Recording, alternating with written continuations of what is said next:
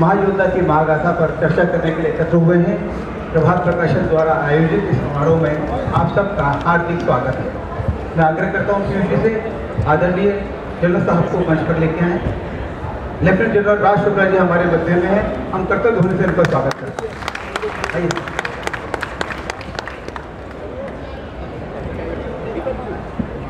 हमारे मध्य में air marshal VPS Rana साहब हैं, मैं उनसे भी आग्रह करता हूँ कृपया मंच पर अपना स्थान लें।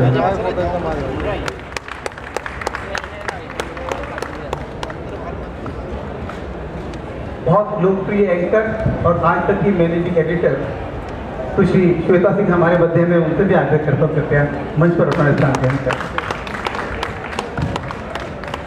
और इस पुस्तक के लेखक वरिष्ठ पत्रकार संपादक श्री मंजीत नेगी से मैं आग्रह करता हूँ कृपया अपना स्थान ग्रहण करें। प्रभात प्रकाशन के निदेशक पीयूष जी से भी आग्रह करते हैं स्थान ग्रहण करें और कार्यक्रम का विधिवत शुभारंभ करते हैं।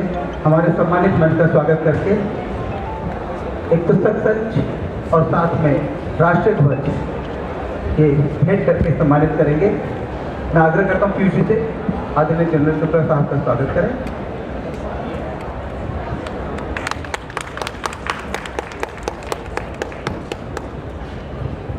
मैं मोहित जी से आग्रह करता हूँ कृपया राम सर का स्वागत करें।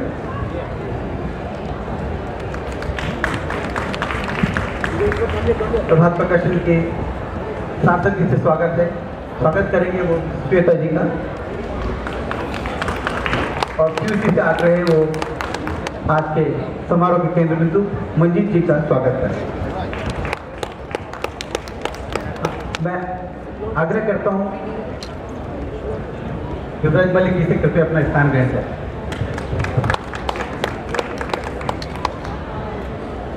ये जो पूरा आयोजन हम देख रहे हैं विश्व पुस्तक मेले का, उसके शिरोमणि हमारे बीच में है। हम कर्तव्य ध्वनि से स्वागत करते हैं निदेशक युवराज मलिक जी का। बहुत बहुत स्वागत है। हाँ, बहुत बहुत स्वागत है। मैं पीयूष जी से आग्रह करता हूँ कृपया पुस्तक संच देखकर स्वागत करें। और आप सब उपस्थित बंधुओं का भी हार्दिक स्वागत है।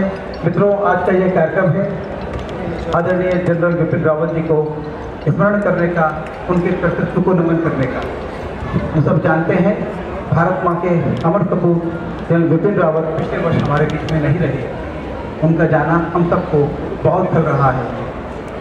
वो एक ऐसे योद्धा थे जिन्होंने हर क्षेत्र में जहाँ वो काम किया, अद्भुत काम किया। भारत के सीमाओं की रक्षा के लिए उन्होंने अपने आप को समर्पित कर दिया। उनका सबसे बड़ा योगदान है कि पहले CDS रहते हुए उन्होंने सेना के सभी घटकों में जिस प्रकार का नवाचार किया, उसके लिए हम उन्हें सदा स्मरण करेंगे। हम उनकी पावन स्मृति को नमन करते हैं। कार्यक्रम का विधिवत शुभारंभ करेंगे। मैं आग्रह करता हूँ कि इस पुस्तक का पहले एक लोकार्पण करना। सम्मानित मंच से आग्रह है कृपया महायोद्धा की महागाथा का लोकार्पण करें। आदरणीय जनरल बिपिन रावत जी का हम सम्मान करें।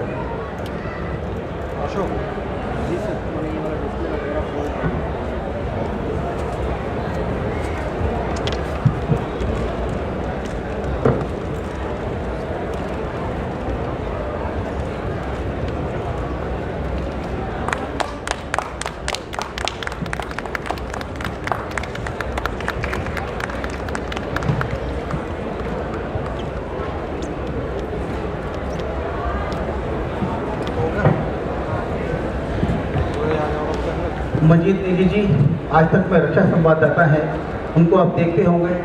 सीमा के बिल्कुल अंतिम छोर पर खड़े होकर वे सेनानियों के बीच में जाकर बात करते हैं। हम सब भारतीयों को परिचित कराते हैं कितनी विपरीत और विषम परिस्थितियों में हमारे भारतीय सैनिक काम कर रहे हैं। यह उनका जनरल साहब के प्रति समर्पण है, उनके प्रति सम्मान है। ये पुस्तक का लेकर उन्होंने किया। जब जनरल साहब नहीं रहे तो एक दिन मैंने उनसे आग्रह किया कि हमें जनरल साहब की स्मृति को अक्षुण्ण रखने के लिए कुछ करना चाहिए, और वो उसके पीछे लग गए। बहुत कम समय में ये पुस्तक लिखकर उन्होंने तैयार की। मैं उनका अभिनंदन करता हूँ और उनसे आग्रह करता हूँ कृपया अपनी बात कहें। आदरणीय मंजीत नेगी।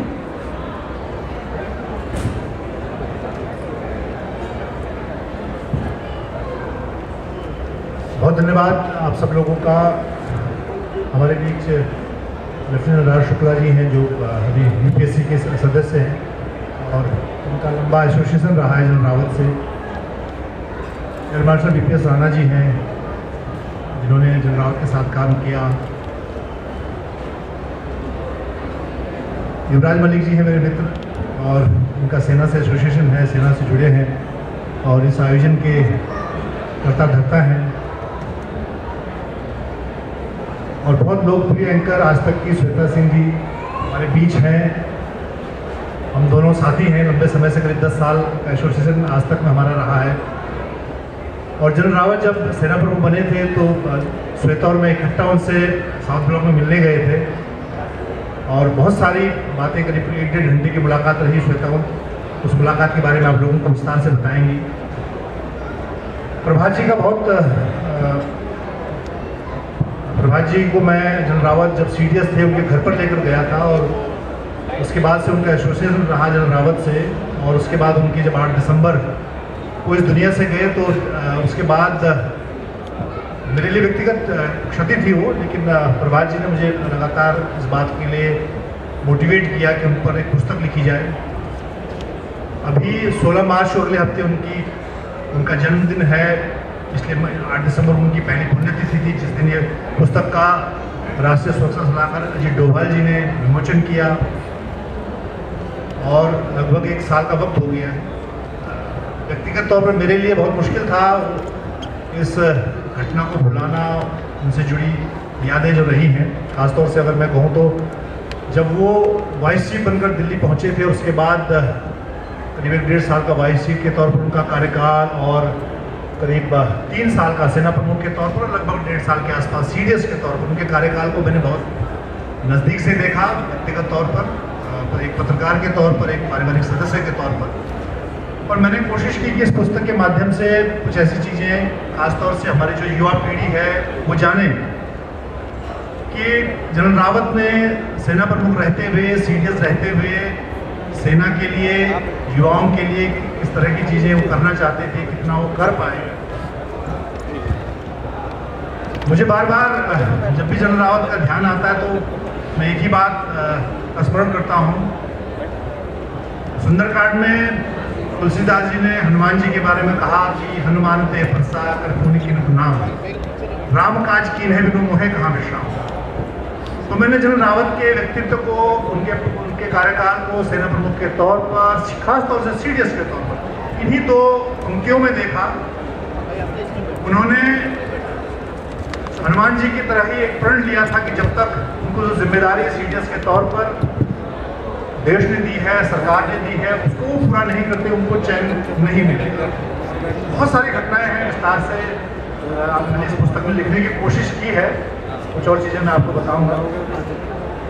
लेकिन उन्होंने इस पूरे मिशन को, सीडीएस के तौर पर मिशन को बहुत इसी भावना से ग्रहण किया और उसी के दौरान उनका इस दुनिया से समय जाना हुआ। बहुत सारे उनके काम थे। सेना प्रमुख रहते हुए, सीडीएस के तौर पर रहते हुए उनको आलोचनाएं भी झेलनी पड़ी, लेकिन उन्होंने उनकी परवाह नहीं की और अपने मिशन में लगे रहे। आज बुक फेयर में, इस पुस्तक में हम इस पर चर्चा करेंगे। कुछ ऐसी चीज़ें जो पहले आप लोगों नहीं सुनी हों उसको भी कोशिश करेंगे। श्वेता भी आपसे साझा करेंगी, जनरल साहब करेंगे, राणा जी करेंगे। तो मैं उनको अनुरोध करूँगा प्रभात जी से कि आगे के कार्यक्रम का संचालन करें। धन्यवाद मंजीत जी। मुझे पता है कि जनरल रावत के प्रति आपका कितना सम्मान रहा है, तो मेरा सौभाग्य रहा कि आपके साथ जाके उनके मैंने दर्शन किए और उनकी सरलता से मैं अभिभूत हो गया। मैं कुछ पुस्तकें उनको ले गया था भेंट करने के लिए, मैंने दी, उन्होंने देखा, बोले बहुत अच्छी पुस्तकें हैं। तो मंजीत जी ने कहा कि एक फ़ोटो ले लेते, तो मैं फ़ोटो लेने लगा, साथ खड़ा हो गया, तो उन्होंने पुस्तक ले ली। पुस्तक उन्होंने उठाई, भारतीय सेना का गौरवशाली इतिहास।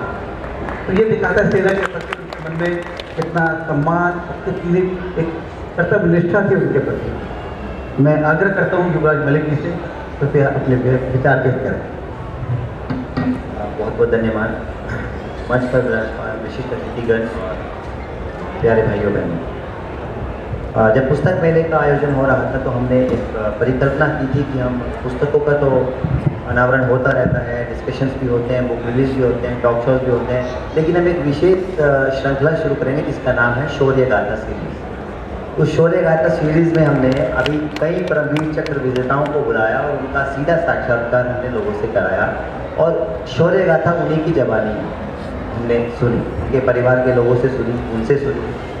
लेकिन बड़े दुख की बात है कि आज जिस महायोद्धा की शौर्य गाथा और इसके योगदान के बारे में हम आज चर्चा कर रहे हैं वो हमारे बीच नहीं है, लेकिन एक योद्धा जो शस्त्र और शास्त्र दोनों हाथों में लेकर आगे बढ़ रहा था, तो एक तरफ सैन्य दृष्टि से और दूसरा रणनीतिक दृष्टि से देश की सेनाओं का जो पुनरुद्धार है, उनका मॉडर्नाइजेशन है, आधुनिकीकरण है, उस पर जो उनका योगदान है, निश्चित रूप से आने वाली जो हमारी सैन्य पीढ़ी है उसके लिए उसने बड़ा फाउंडेशन का काम किया है।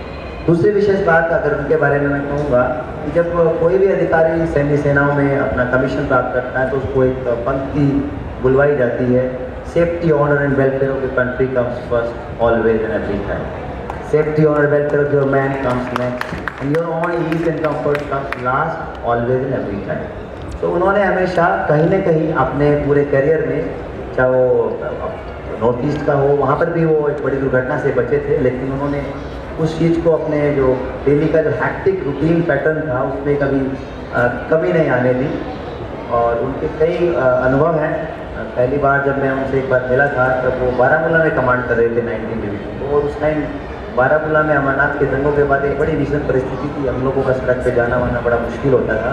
तो मैं सिविल गाड़ी से जा रहा था, तो ऐसी तब जीओसी थे वो, तो मिलना हुआ, बातचीत हुई, तो साथ में मैं एसएसपी भी थे मेरे साथ, तो मैं उनसे मिला।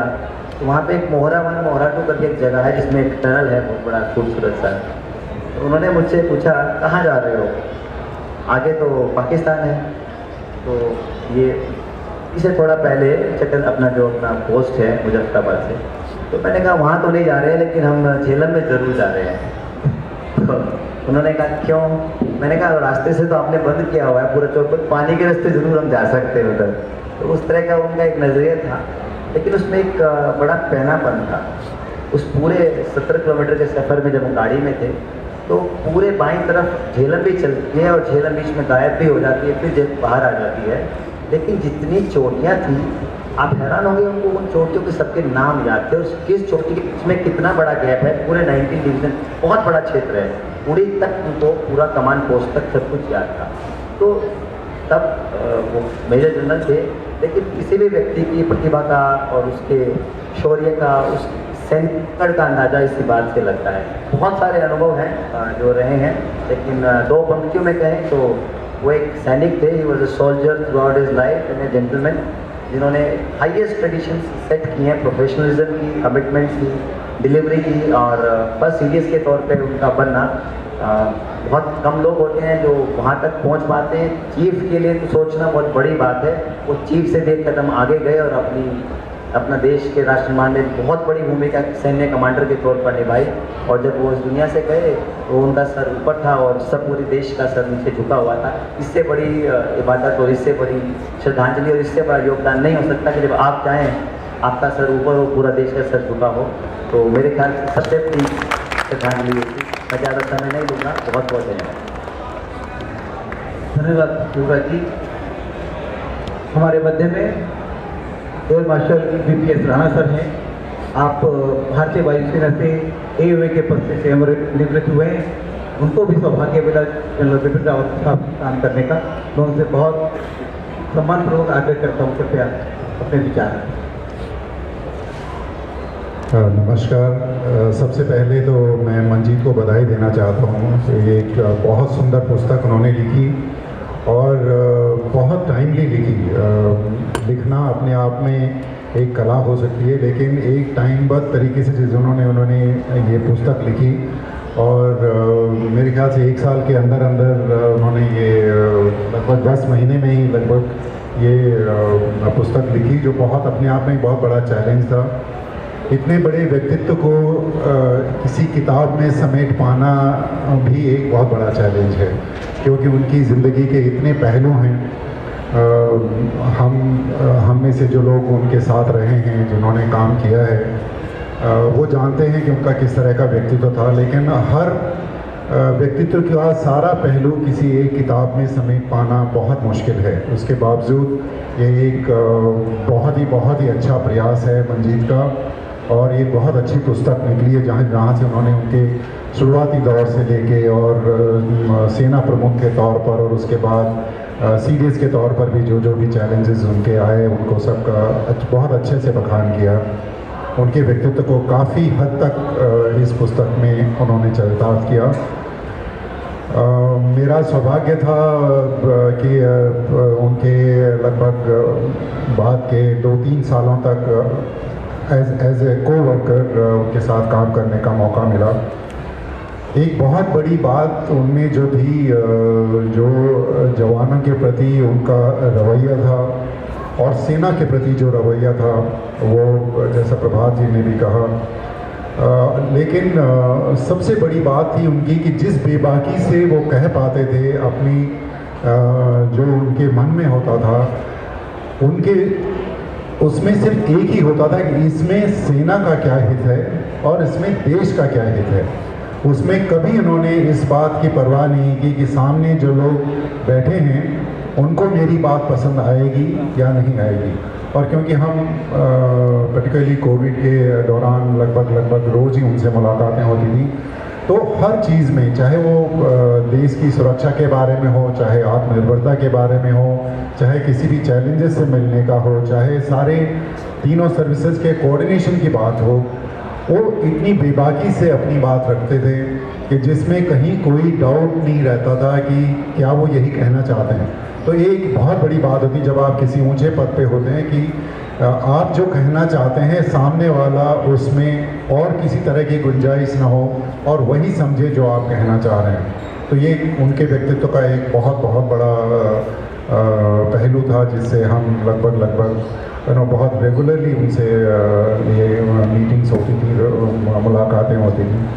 और इसके अलावा एक बहुत बड़ी बात उनमें थी कि उनका जो स्वभाव था इतना सरल था, इतनी बेबाकी होने के बावजूद उनका जो इंटरेक्शन था, वो चाहे वो जवानों से हो चाहे ऑफिसर्स से हो, बहुत सरल तरीके का और एक बहुत सादा जीवन, जो बड़ा मुश्किल होता है इस तरह के जब आप पदों पर रहते हैं। तो उतनी सरलता से लोगों से मिल पाना, उतनी सरलता से उनकी बातें सुन पाना और उतनी ही सरलता से उसका हल दे पाना, ये एक बहुत बड़ी खूबी है जो मैंने उनमें पाई। और अनफॉर्चुनेटली जिस दिन ये हुआ तो क्योंकि ये वेलिंगटन में ये हादसा हुआ, तो अनफॉर्चुनेटली हम शायद उन पहले लोगों में से थे जिन्हें ये सदमा बर्दाश्त करना था और जिन्हें ये खबर मिली। और ये अपने आप में एक बहुत ही दुखद घटना थी, क्योंकि जैसे मंजीत ने भी बताया, उनके पास अभी कामों की बहुत बड़ी लिस्ट थी और वो बहुत तेज़ी से उस पर आगे बढ़ रहे थे।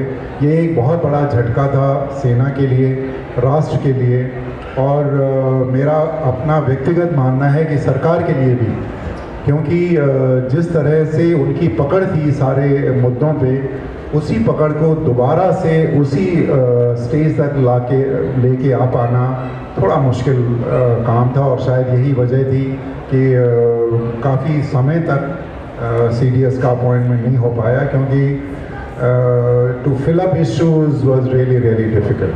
तो एक बार फिर मेरा उनको बहुत नमन और मंजीत को बहुत बधाई है इस पुस्तक को निकालने के लिए, और पुनः उनको नमन करते हुए मैं बहुत धन्यवाद राणा सर।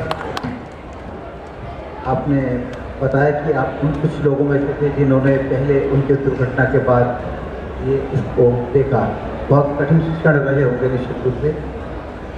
हमारे मध्य में श्वेता सिंह जी हैं, टीवी का जो सुपरिचित जाना पहचाना नाम है, बहुत प्रखर वो एंकर हैं, बहुत बेबाकी से बात करती हैं। मैं उनसे बहुत विनम्रतापूर्वक आग्रह करता हूँ कृपया कुछ कहें।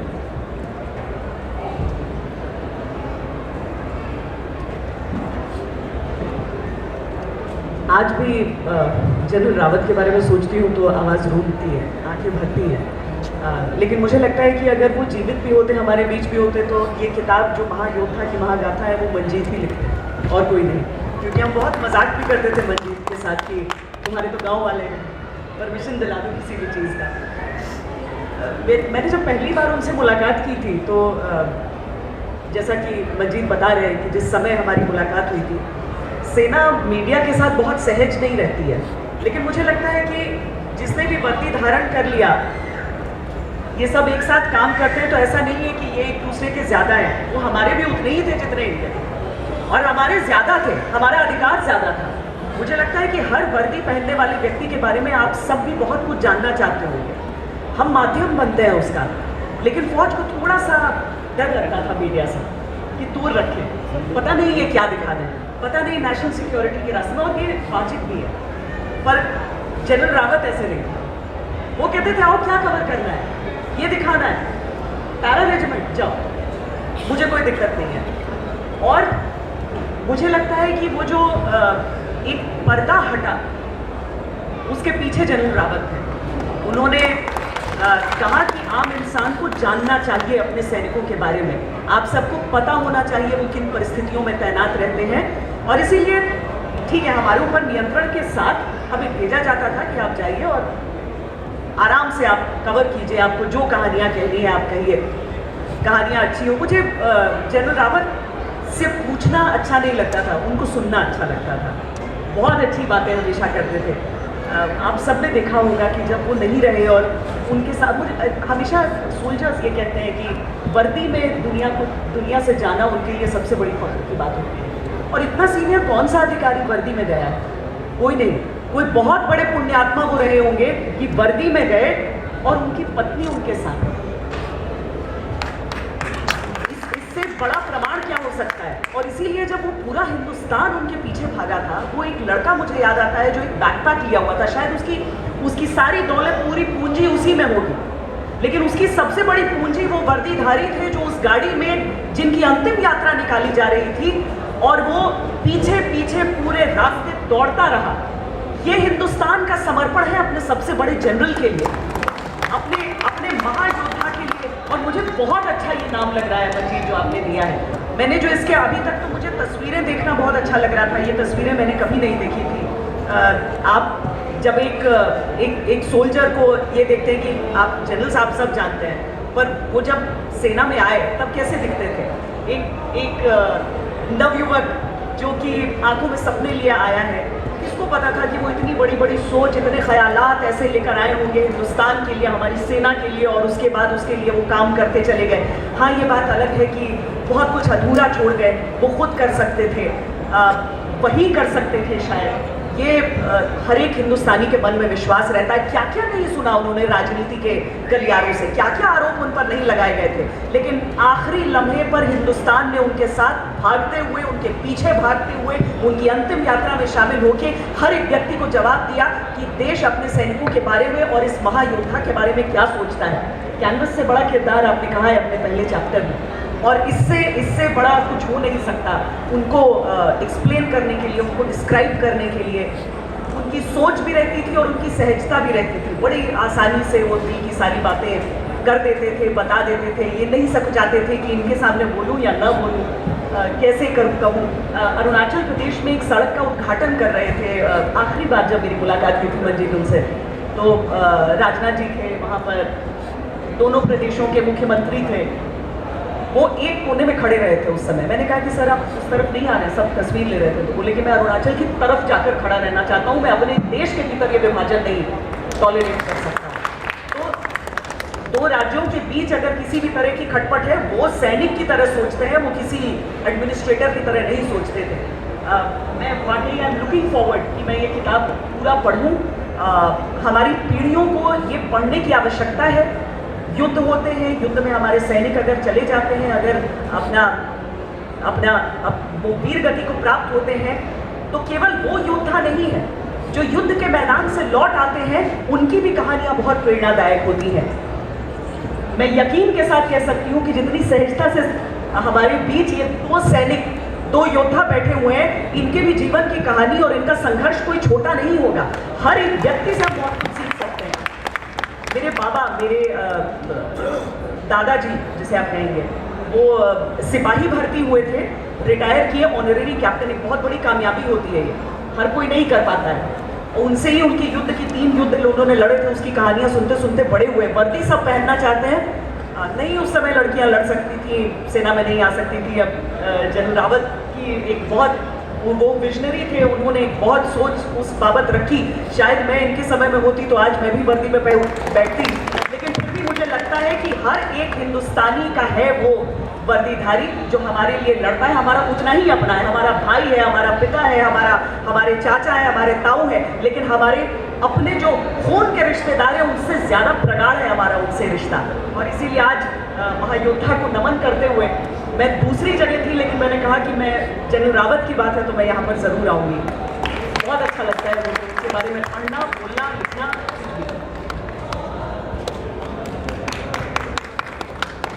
धन्यवाद श्वेता जी, आपने कितने सरल शब्दों में उनके प्रति अपनी भावांजलि व्यक्त की है। सचमुच वो हमारे गौरव थे और हम उनको हमेशा याद करते रहेंगे। 16 मार्च को उनकी जन्मतिथि होती है। हम पूरा प्रयास कर रहे हैं कि इस पुस्तक का अंग्रेजी संस्करण का लोकार्पण उस दिन हो, पूरा प्रयास कर रहे हैं। हमारे बदले में लेफ्टिनेंट जनरल राज शुक्ला जी हैं। आप सेना की ट्रेनिंग कमांड से आर्मी कमांडर रहे, वर्तमान में आप यूपीएससी के मेंबर हैं। बहुत लंबी सेना में उनका बहुत लंबा सेवा काल रहा है। मैं बहुत सम्मानपूर्वक उसका आग्रह करता हूँ कि कृपया अपने शब्दांजलि। बहुत शुक्रिया। दिवंगत chief of defence staff general Bipin Rawat की जीवन शैली पर जो मंजीत देवी जी ने ये बहुत ही रोचक पुस्तक लिखी है। 175 पन्नों की पुस्तक है। कल मैंने भी कुछ 75-80 पन्ने उसके पलटे। और जो जनरल रावत का एक विराट व्यक्तित्व था, दृढ़ चरित्र था और उनकी जो बेहतरीन कार्य कुशलता थी, उसके बारे में अगर आपको और ज्ञान लेना हो तो I can not recommend a better book. It's been written extremely well. और बड़ा, जब आप उस किताब को पढ़ते हैं तो साफ जाहिर होता है कि उनका बड़ा, मंजीत जी का बड़ा गहरा ताल्लुक़ था जनरल रावत से। मेरी जनरल रावत से जान पहचान निजी तौर पे नहीं थी, but I knew him professionally over a number of tenures. उन्होंने 19 डिवीज़न कमांड की जिसकी बात हो रही थी। मैंने भी वही डिवीज़न कमांड की करीब 8-10 साल बाद। और जब मैं GOC था तो जनरल रावत की उस समय भी बात होती थी। He had left a legacy in that division. I categorically remember. अभी 2-3 चीज़ों की बात हो रही थी। जो पहले यहाँ सज्जन थे उन्होंने कहा, जिक्र किया शास्त्र और शस्त्र का। तो आचार्य चाणक्य ने एक बार कहा था कि अगर शास्त्र को भूलोगे तो अपनी संस्कृति खो दोगे, पर अगर शस्त्र का त्याग करोगे तो राष्ट्र ही खो दोगे। जनरल रावत के संबंध में why this is important is because ना ही वो शस्त्र के महारथी थे, बट उनको शास्त्रों का भी ज्ञान था।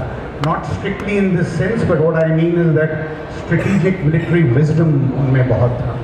और जैसे जैसे वो क्या कहते हैं, पायदान चढ़े, and when he became the chief of army staff and the chief of defence staff, ये हमारे लिए और हमारे भारत देश के लिए बहुत खुश नसीबी थी, बिकॉज उस समय हम एक बड़े संगीन दौर से गुजर रहे थे।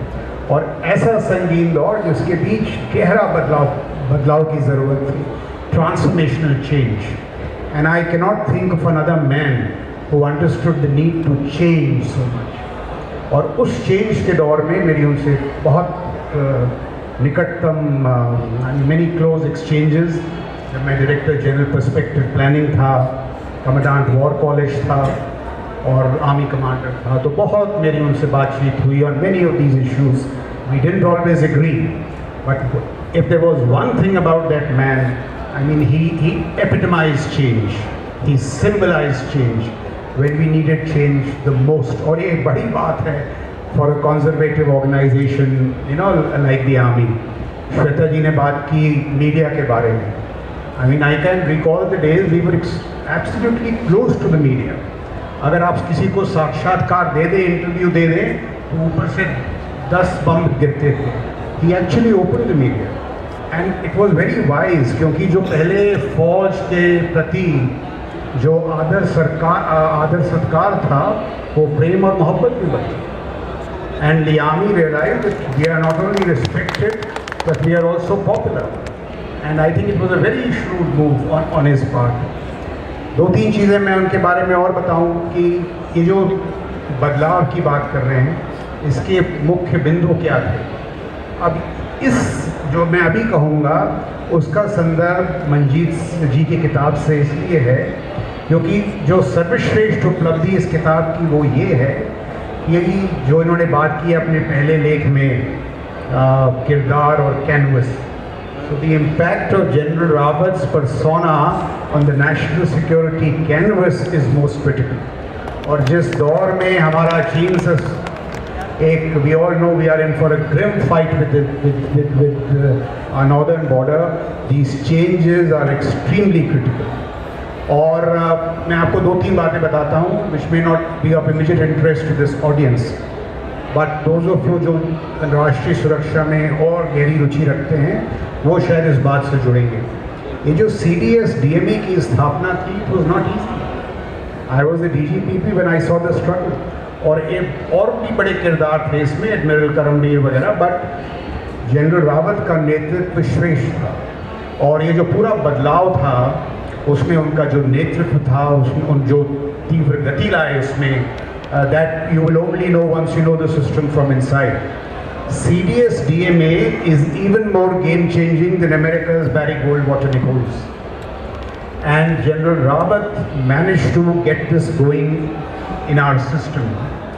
दूसरी सबसे बड़ी उपलब्धि उनकी जिसकी आज बहुत चर्चा होती है, आत्मनिर्भरता इन डिफेंस. देखिए, आत्मनिर्भरता का स्लोगन तो पुराना है 1947 से. What was different this time was that General Rawat brought in the private sector, which was taboo, absolute taboo. Startups, आजकल स्टार्टअप्स को पता नहीं 500-600 करोड़ के ऑर्डर्स मिल रहे हैं. They must be grateful to General Rawat. It wouldn't have happened without him. And I saw this whole attitude in him to get the private sector and get the startups in. वो कहते थे, जो प्रधानमंत्री जी ने भी कभी कहा है, the biggest, ये जो इस बार आत्मनिर्भरता इन डिफेंस वो विशेष क्यों है?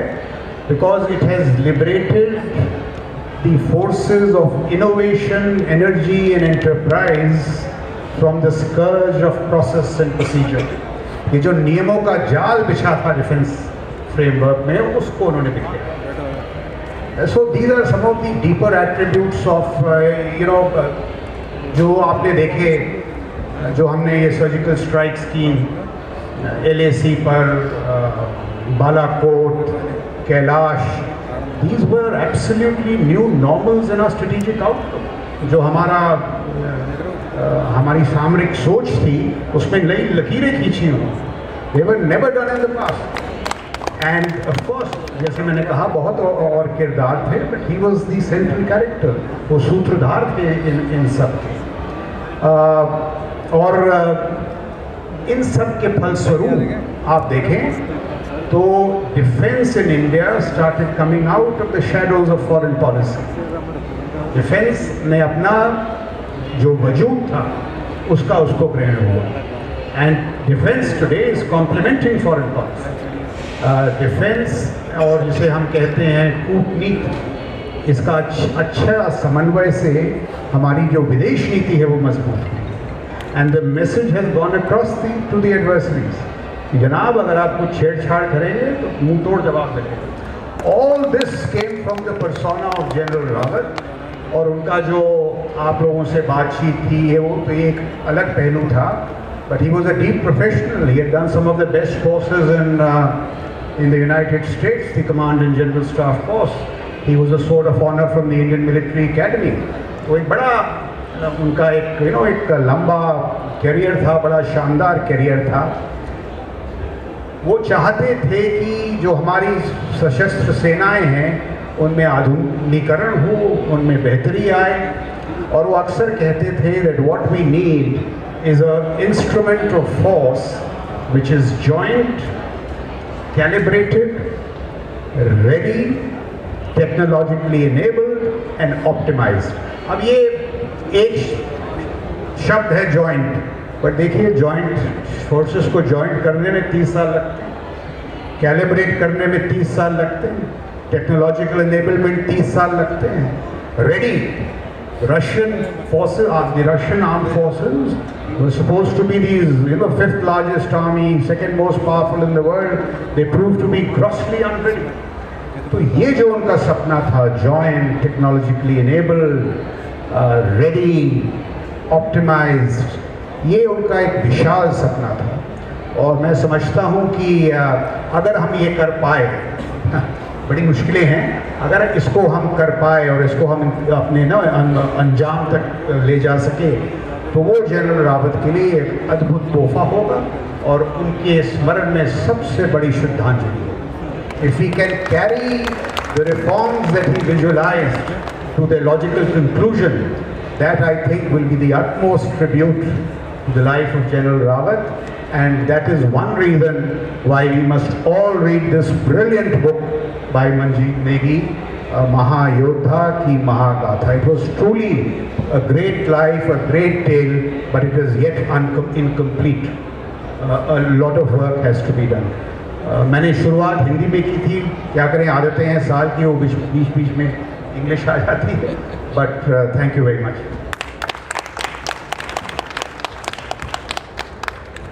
हार्दिक आभार जनरल शुक्ला, क्योंकि जिन विषम परिस्थितियों में हमारे सैनिक सीमाओं की रक्षा करते हैं, हम यहाँ घरों में वातानुकूलित कमरों में बैठे उसकी कल्पना नहीं कर सकते। प्रभात प्रकाशन का सदैव यह प्रयास रहा है कि भारतीय सेनाओं के प्रति हम जिस रूप में भी अपना सम्मान व्यक्त कर सकें, करना चाहते हैं। यह पुस्तक उसी परंपरा की एक कड़ी है। हम अपने अंतर्मन से जनरल रावत के प्रति सम्मान व्यक्त करते हैं और आप सबके प्रति हार्दिक आभार। आप इस पुस्तक मेले में आए, मुझे पता है आने में थोड़ी कठिनाई हुई आपको, पर इस मेले में इस विषय पर चर्चा करना बहुत आवश्यक था, क्योंकि हमारे बीच में युवा साथी हैं, वो कम से कम जान पाएँ कि जनरल बिपिन रावत कितने बड़े योद्धा थे और हम सबको उनका सम्मान। बहुत बहुत धन्यवाद आप सबका आने के लिए। हार्दिक आभार। भारत माता की जय।